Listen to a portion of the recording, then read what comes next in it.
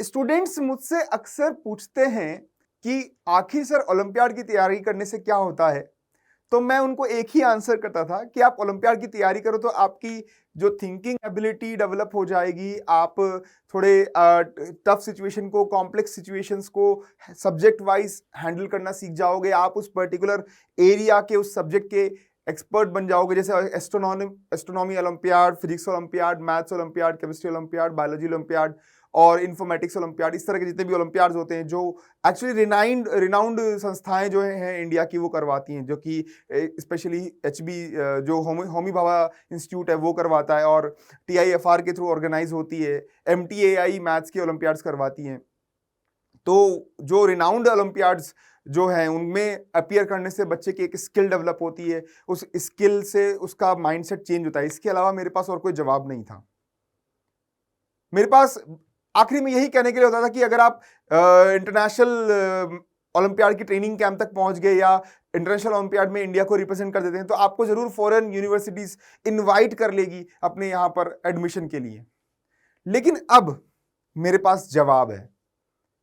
India की जो prestigious universities हैं जैसे कि आईआईटी कानपुर ने अब इसके लिए दरवाजे खोल दिए हैं।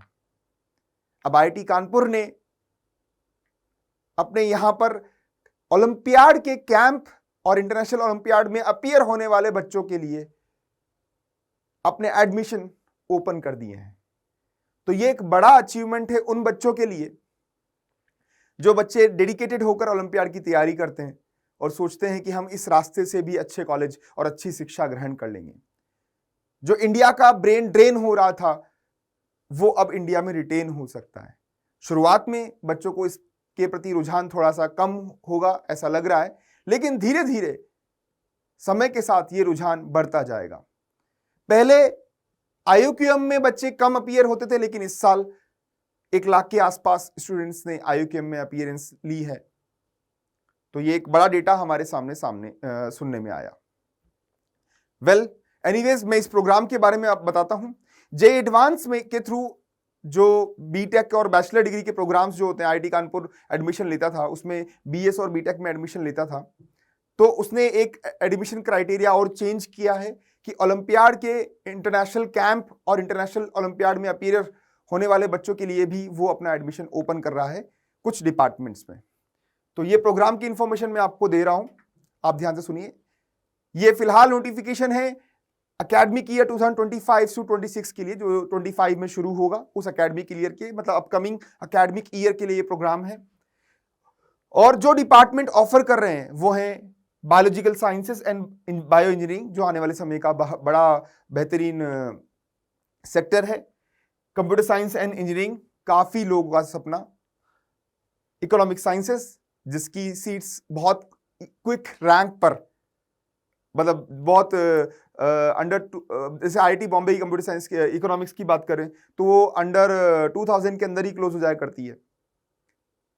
तो और मैथमेटिक्स एंड स्टैटिस्टिक्स जो भी एक बहुत इंपॉर्टेंट ब्रांच है। तो ये सारे इंपॉर्टेंट डिपार्टमेंट्स अपने यहां पर डायरेक्ट एडमिशन के लिए, डायरेक्ट तो नहीं कहूंगा, एडमिशन के लिए एप्लीकेशन मंगवा रहे हैं बच्चों से। किन बच्चों से? जो कैंप की तैयारी, इंटरनेशनल कैंप की तैयारी इंडिया की तरफ से जो करेंगे या फिर कर रहे हैं, या फिर इंटरनेशनल लेवल पर इंडिया को रिप्रेजेंट करने के लिए जा रहे हैं। तो एज लिमिट एग्जैक्टली सेम रहेगी जो जेईई एडवांस में होती है इन बच्चों की, जो क्राइटेरिया है। और 12th की रिक्वायरमेंट ये है कि जो 12th क्लास में अपीयर हो चुका है या होने वाला है, जैसे कि 2025 में अपीयर होगा या 2024 में जिसने अपीयर हुआ है, उन दोनों के लिए ये एडमिशन ओपन है। साथ ही first class marks in qualifying exam, मतलब यहां पर 75% मार्क्स की जो क्राइटेरिया है उसकी बात नहीं कर रहे हैं, ये बात कर रहे हैं 60% से ऊपर। फर्स्ट क्लास मार्क्स का मतलब यही होता है 60% से ऊपर मार्क्स आपके क्वालिफाइंग एग्जाम, मतलब क्लास 12 बोर्ड एग्जाम में या उसके रिलेवेंट क्वालिफाइंग एग्जाम जो अलग अलग बोर्ड्स में होता है, तो उसमें 60% एंड अबव एग्जाम आपको मार्क्स आपको चाहिए। नेक्स्ट, उससे अलावा उस विद्यार्थी ने, उस कैंडिडेट ने कोई भी जोसा के थ्रू किसी भी आईआईटी में एडमिशन नहीं लिया हो, मतलब वो आईआईटी से ड्रॉप आउट नहीं होना चाहिए और आईआईटी में एडमिशन नहीं लिया होना चाहिए। तो ये सारे क्राइटेरियाज एलिजिबिलिटी के लिए हैं उस कैंडिडेट के लिए। साथ ही उसने इंटरनेशनल ओलंपियाड के ट्रेनिंग कैंप में अपने रिलेवेंट डिसिप्लिन में पार्टिसिपेट किया हो, कम से कम उस स्टेज तक गया हो, या इनमो क्वालिफाई कर, जैसे इनमो बच्चे जैसे मैथ्स ओलंपियाड की बात करें तो इनमो अगर क्वालिफाई कर लेते हैं तो उसमें बच्चे कैंप तक चले जाते हैं, तो वो बच्चे, वो स्टूडेंट्स के लिए, वो कैंडिडेट्स के लिए ये एडमिशन ओपन है। डिपार्टमेंट वाइज सीट अलोकेशन और सिलेक्शन प्रोसेस क्या होगा वो बताता हूं। सबसे पहले biological sciences and bio engineering department ने अपने डिपार्टमेंट में 2 सीट्स ओपन की है। आपको 2 सीट्स कम नजर आ रही होगी, लेकिन आप समझिए कि 2 सीट्स वाली बात नहीं है, बात यह है ओपन तो किया है, बच्चों के अंदर एक रुझान तो आया है। तो ये इंपॉर्टेंट है, ये एक मोटिवेशन है उन बच्चों के लिए जो डेडिकेटेडली सोचते हैं कि नहीं, मैं एक पर्टिकुलर सब्जेक्ट में, पर्टिकुलर फील्ड में ज्यादा अच्छी पढ़ाई करना चाहता हूं। उनके लिए, उन बच्चों के लिए मोटिवेशन है, मतलब उन बच्चों के लिए मोटिवेशन है जो रिसर्च करना चाहते हैं, मतलब उन बच्चों के लिए मोटिवेशन है जो अपने किसी एक फील्ड में एक्सीलेंस लाना चाहते हैं, परफेक्शनिस्ट बनना चाहते हैं, तो उनके लिए ये बहुत बड़ा मोटिवेशन है। ठीक है, तो ओलंपियाड्स जिसके लिए पार्टिसिपेशन अलाउड है वो है बायोलॉजी, फिजिक्स, केमिस्ट्री और मैथ्स। साथ ही इसमें एक कैंडिडेट मैथ से उन्हें सेलेक्ट करना है और एक कैंडिडेट इन तीनों में से किसी एक ओलंपियाड से वो सेलेक्ट करेंगे, इस रास्ते से जो आएगा।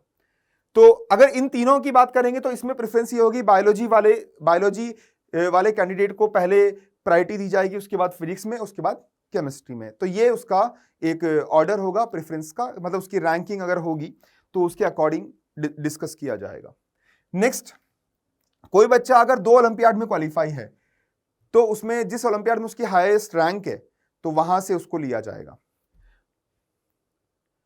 जैसे 2 बच्चे अगर क्वालिफाइड हो रहे हैं 2 ओलंपियाड्स में, तो जिसकी हायर रैंक होगी उसको अपन कंसीडर करेंगे, और अगर रैंक भी इक्वल आ गई तो उस बच्चे का जो मैथ्स है, वो मैथ्स वाला जो पार्ट है उसकी रैंक डिसाइड की जाएगी।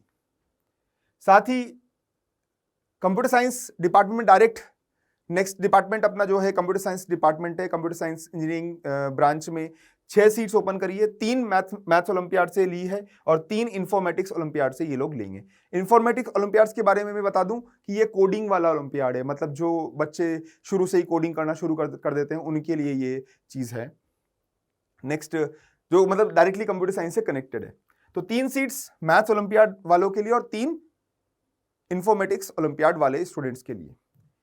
अगर जो कैंडिडेट दोनों ओलंपियाड में क्वालिफाई होगा तो उसमें जो हायर रैंक होगी या हायर रैंक है अगर किसी ओलंपियाड में तो वो कंसीडर किया जाएगा, और इक्वल रैंक के लिए मैथ्स ओलंपियाड को प्रायोरिटी दी जाएगी। नेक्स्ट, केमिस्ट्री डिपार्टमेंट में जो बीएस डिग्री होगी केमिस्ट्री की, उसमें 2 सीट्स ओपन की है और उसमें INCHO Indian national chemistry olympiad के कैंप तक जाने वाले विद्यार्थियों के लिए ये ओपन होगा। इकोनॉमिक साइंसेज में 3 सीट्स ओपन की है, जिसमें मैथ्स ओलंपियाड के ही क्राइटेरिया को कंसीडर किया जाएगा। इनमो और IMOTC कैंप या IMO में जाने वाले विद्यार्थी, मैथमेटिक्स ओलंपियाड ट्रेनिंग कैंप तक पहुंचने वाले विद्यार्थियों को ये एलिजिबल होगा। और लास्ट डिपार्टमेंट जो है वो है मैथमेटिक्स एंड स्टैटिस्टिक्स, और इसमें 4 सीट्स ओपन करी है, इसमें IMOTC कैंप ही एलिजिबिलिटी क्राइटेरिया है, और साथ ही 2 सीट्स BS डिग्री के लिए मैथ्स एंड कंप्यूटिंग ब्रांच के लिए ओपन की है, और 2 सीट्स यहां पर स्टैटिस्टिक्स और डेटा साइंस ब्रांच के लिए ओपन की है, जो दोनों ही डिमांडिंग फील्ड हैं आज की डेट में।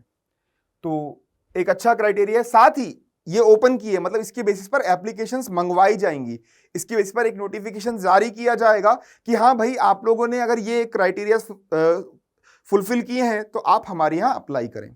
अप्लाई करने के बाद आपका एक रिटन एग्जाम होगा और हो सकता है वो लोग एक इंटरव्यू भी प्लान करें, तो ऐसा उन्होंने मेंशन किया है। और फिर उसके बाद शॉर्टलिस्टेड कैंडिडेट को ओलंपियाड की रैंक के अकॉर्डिंग उसको इनविटेशन दिया जाएगा। रिटन एग्जाम एक मैंडेटरी एग्जाम होगा, इंटरव्यू ऑप्शनल हो सकता है। साथ ही जो dean of academic affairs HODs होंगे, अलग अलग डिपार्टमेंट्स के फैकल्टीज होंगे, वो इस पूरी पैनल को, पूरे सिलेक्शन प्रोसेस को मॉनिटर करेंगे। डिपार्टमेंट्स के अकॉर्डिंग आप अपनी अपनी रिस्पॉन्सिबिलिटीज वो लोग प्लान किए हुए हैं और उसके अकॉर्डिंग बच्चों को अपने पास सिलेक्शन के लिए सेलेक्ट करेंगे, अपने डिपार्टमेंट में सेलेक्ट करेंगे। साथ ही कैंडिडेट को अपना जो ऑफर है, अगर कोई ऑफर मिल जाता है बच्चे को, तो अपनी सीट के लिए एक्सेप्टेंस और रिजेक्शन डेडलाइन से पहले पहले उसे बताना होगा। वो अपनी सीट को होल्ड नहीं रख सकता। एक डेडलाइन होगी, मतलब किसी कैंडिडेट को बोल दिया कि भैया आप क्वालिफाई हो गए, आप हमारे यहाँ एडमिशन ले लीजिए, तो इस ऑफर को वो एक्सेप्ट कर रहा है या रिजेक्ट, उसे पर्टिकुलर डेडलाइन के अंदर इन्फॉर्म करना होगा। साथ ही अगर कैंडिडेट रिजेक्ट करता है अपने इस ऑफर को, तो उसके बाद सब्सिक्वेंटली नेक्स्ट एलिजिबल कैंडिडेट को वो सीट का अलोकेशन दे दिया जाएगा। ऐसा, और अगर सेकंड वाले ने भी रिजेक्ट कर दिया तो फिर तीसरे कैंडिडेट को दिया जाएगा। केवल 3 राउंड तक ही ये प्रक्रिया की जाएगी। यहां पर ये मेंशन किया जाए, अप टू 3 राउंड्स ये प्रक्रिया की जाएगी एडमिशन प्रोसेस की। इसके अलावा हर राउंड में सीट फिल की जाएंगी। अगर सीट फिल हो गई पहले राउंड में तो एडमिशन स्टॉप हो जाएगा। अगर किसी कैंडिडेट ने सीट ऑप्ट नहीं की तो सेकंड कैंडिडेट को ट्रांसफर की जाएगी। वही बात यहां पर जिक्र की जा रही है, यही यहां पर मेंशनिंग है। कब होगा एप्लीकेशन के लिए, कब कॉल की जाएगी? फर्स्ट वीक ऑफ मार्च में एडवर्टाइजमेंट निकालेंगी कमेटी, और आपको वो निगाह रखनी है। अगर आपने ओलंपियाड क्वालिफाई किया है तो आपको वो निगाह रखनी है। फर्स्ट वीक ऑफ मार्च में ये लोग एडवर्टाइजमेंट निकालेंगे और फोर्थ वीक ऑफ मार्च तक इन लोगों को आपकी एप्लीकेशन डेडलाइन, एप्लीकेशन सबमिट कर देनी है आपको आईआईटी कानपुर को, और ये डेडलाइन होगी। Next 3rd week of April में आपकी एप्लीकेशन को रिव्यू कर लिया जाएगा। उसके बाद फर्स्ट वीक ऑफ मे में रिटर्न एग्जाम इन्होंने प्लान किया है। इसके बाद रिटर्न एग्जाम जैसे आप क्वालिफाई करेंगे, उसका रिजल्ट जो आएगा वो 3rd वीक ऑफ मे तक फाइनलाइज हो जाएगा, और आपको अपने इंस्टीट्यूट को सबमिशन करना है 4th वीक ऑफ मे तक। Now first round of admission 2 June, second week of June तक आपको मिलेगा। First round of admission second week of June में होगा, और 3rd राउंड जो है जोसा काउंसलिंग से पहले कंप्लीट करना है इन्हें। ठीक है, जोसा काउंसलिंग से 7 दिन पहले 3rd राउंड कंप्लीट हो जाएगा। उससे क्लैरिटी मिल जाएगी कि जोसा काउंसलिंग में कितने विद्यार्थियों को वो सीट्स दी जाने वाली, जो बची हुई सीट्स हैं। और फाइनल ऑफर जो होगा वो जोसा काउंसलिंग के शेड्यूल के साथ अलाइन कर दिया जाएगा। तो ये इंफॉर्मेशन आप आईआईटी कानपुर ने अभी जारी करी है। ये एक बहुत बड़ा कदम है जो मैं आपको यहां पर स्टेट करके निपटाऊं। ये जो बहुत बड़ा स्टेप है जिसके बेसिस पर हमारे यहाँ पर जो ब्रेन ड्रेन हो रहा था वो रुक सकता है। तो मैं कॉन्ग्रेचुलेट करूंगा आईआईटी कानपुर को, और उन विद्यार्थियों को बेस्ट ऑफ लक बोलूंगा जो कैंप में क्वालिफाई करने के बाद सोचते हैं कि मैं जेईई एडवांस के थ्रू रैंक लेके आऊं या किसी और तरीके से अच्छे कॉलेज में जाऊं। तो यहाँ पर आईआईटी कानपुर आपको एक सुनहरा मौका दे रहा है। तो आप लोग इस ऑफर का बहुत ध्यान रखें। All the best.